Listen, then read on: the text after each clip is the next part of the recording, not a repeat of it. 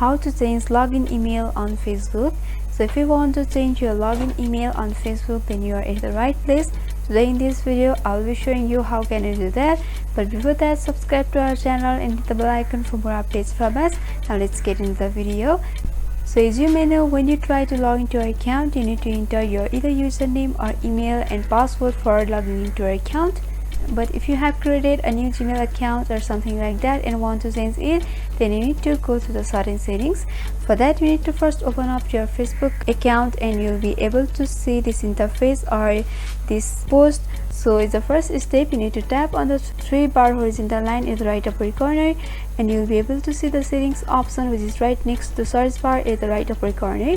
Simply tap over there and you'll be able to find out the account center. Simply tap over see more in account center option in the blue color in the button, and here are the various options under account center. You just have to scroll a little bit and go for personal details, under which there are your contact info along with your email. Simply go for that and you have to tap on your Gmail account. And right now there is a delete email option. So if you want to add another Gmail account, then you need to delete this account first, and after that here will be the option for adding a Gmail again.